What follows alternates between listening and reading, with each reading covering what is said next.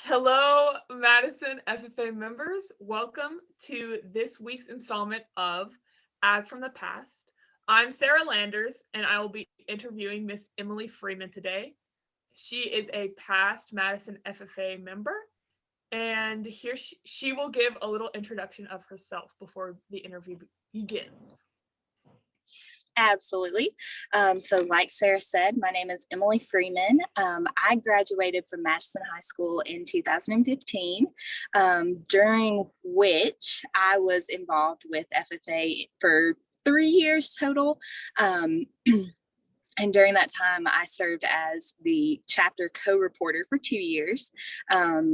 And then as far as CDEs and competitions, I competed in job interview, ag issues, and it's been so long and I did so many, I don't even remember.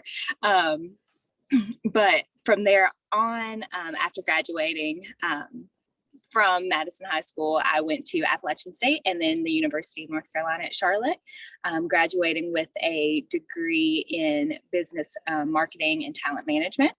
And so here we are today doing this interview with Sarah. Thank you for that introduction, Ms. Freeman. So the first question that I wanted to ask kind of about your career is, what opportunities did FFA give you that kind of helped you find your current career that you're in? And can you kind of speak more to how FFA shaped your interests in that career a little bit? Yeah, for sure. So I didn't go into an agricultural field, which was not something that was my plan when I was in FFA. Part of me was interested in agriculture, but the other part was always more business professional oriented. And there's no reason why you can't mix the two. It just wasn't necessarily my specific interest. So FFA gave me that professional development and those opportunities that I may not have had otherwise. And there's a lot of people that think, FFA, Future Farmers of America, agriculture, but I would disagree with that. You get all kinds of opportunities for no matter what your interests are when you're involved with FFA. But yes, specifically the professional development that I gained from FFA, as well as like networking skills. What we're doing right now, these interview practices are so beneficial to your career overall and your professional development. And it's awesome that y'all are doing this. And yeah, so those are some things that I would say have impacted me in my career. As I mentioned previously, I was involved with the job interview CDE, and that was a big lesson that I learned, and some skills that I learned by being involved with that.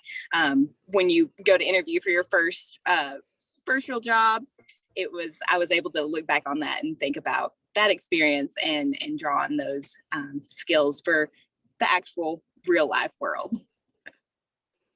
Yeah, I definitely agree that FFA is not all just agriculture, because I myself have competed in parliamentary procedure and prepared public speaking. So would you say that the main takeaway you took out of FFA would be the leadership skills and the communication skills from all the CDEs and other experiences that you had? Absolutely, yes. That's a great summary of my big long spiel. Yeah. And can you talk a little bit more about maybe your specific involvement in FFA? So how did you get involved in becoming a chapter officer and the specific CDEs that you competed in? Yeah. Wow. I'm trying to think back to 2013, I guess now. So initially, I was just a member of FFA, and then the ag teacher, who is no longer there anymore. So we had Mr. Franklin and Mr. Michael. How could I forget Chuck Michael's name? They were both of our ag teachers. And so they approached me and they were like, hey, we have this fantastic opportunity, I'm sure, which is what Mr. Bird and Mr. Ayers do now, to come and listen in. It was on the Envirothon CDE. So I went to that, and I didn't actually do the Envirothon CDE, but it really opened my eyes to what FFA had to offer. So from there on out, started going to more meetings, and then had a lot of friends that were in FFA, so got involved through them, and then really, like I mentioned earlier, understood all of the opportunities that FFA had to offer outside of agriculture. And so that's really what hooked me. And then realized, so initially when I was looking at like different majors and colleges and everything, I wanted to be a communications major. And so that was why I ran for the reporter position, and then loved it, got into that, loved it, and then just was hooked from there on out. Friends, the community that you're involved in, and then I'm very competitive as well. So all the CDs and the competitions were really kind of my passion and my thing. But yeah. So great answer. So would you say that FFA helped you with your career choice with all these opportunities that you had? Definitely, absolutely. So while I didn't go on to major in communications, marketing is just kind of a step away from it. So being the co-reporter and working with the newspaper and learning all of that, it definitely pushed me in that direction to where I am today. Thank you so much. And another question that I'm going to ask you is, do you have any advice for any FFA members who are watching who might want to get involved with more of the leadership and communication aspects of FFA? Yeah. Don't doubt yourself. There's a lot of people that think I'm not going to do that. It's not in my wheelhouse. It's not a skill set I have, and that's absolutely not the case. This is the best time to learn a lot about yourself, and the only way you're going to do that is if you kind of reach out of your comfort zone and try things that you might not necessarily be that comfortable with. But yes. I'm sorry, could you repeat the question? I got sidetracked there. Basically, what advice would you give to people who are looking for more opportunities just outside of agriculture, but in the leadership and communications part of FFA? Yes, and just tell Adam and whoever's doing the editing, just cut that out. But yeah, like I previously stated, just get involved, just try things you're not super comfortable with, and ask questions. And because you're going to learn things about yourself that you may not know, and the only way you're going to learn is if you ask those questions and try those things. And you're probably going to be good at it, even if you don't think you are. So.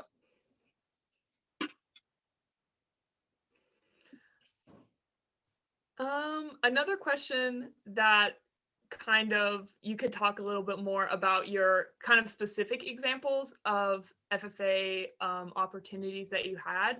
So what is your favorite FFA memory, and what is the most important thing that you might have learned from that?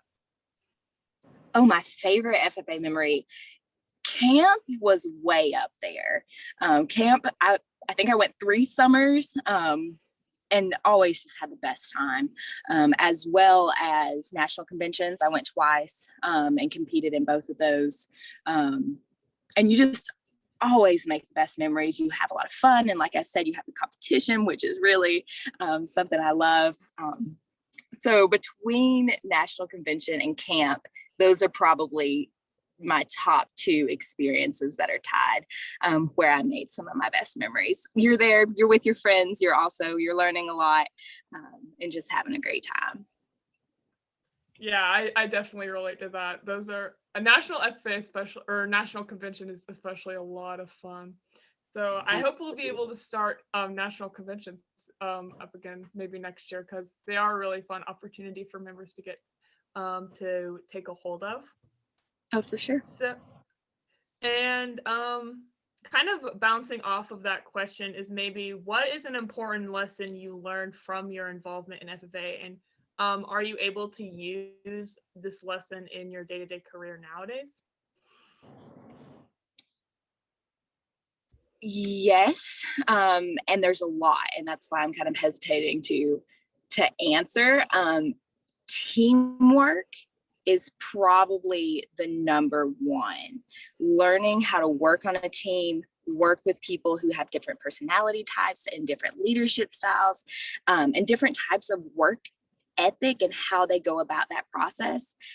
It's so important. You can be fantastic at your job, but if you can't work with other people, it hurts you and your career. It's so damaging. So learning those skills started with me in FFA and understanding, oh, I may think I work like this and I speak like this to this person, but they interpret that a different way. And so understanding how other people work and operate is so beneficial. And that's definitely something that I started learning those skills with my involvement in FFA. Okay, thank you so much for answering those questions. And before we end the interview, is there any other things that you would leave our FFA members watching with? Any advice or any other things that you would like to say to them? Oh yeah. Like I said, just get out there, try different things. I know with COVID and however y'all are having to do school right now, that's not that easy. And so I hope everything clears up and you all can have the best experience possible. Or if that's a virtual experience, that's what we got to do. So I hope you all are having similar experiences and getting to. But yeah, just getting out there, trying things, pushing yourself, and then just enjoying the experience because you only get to do it once. So just taking advantage of all the opportunities that you have will definitely lead to great things down the road. And you've already started out down that path by being an FFA and doing what you all are doing now. So. Okay, thank you so much, Miss Emily, for being a part of this interview today. And thank you to all the viewers for tuning in to watch this interview and learn more about a member of Madison FFA from the past. And to get more involved with Madison FFA, be sure to check out us at Madison FFA on Instagram or the Madison FFA Chapter on Facebook. But that's all that we have for today for Act from the Past. And have a good day, everyone. Thank you for watching, and we'll see you all very soon.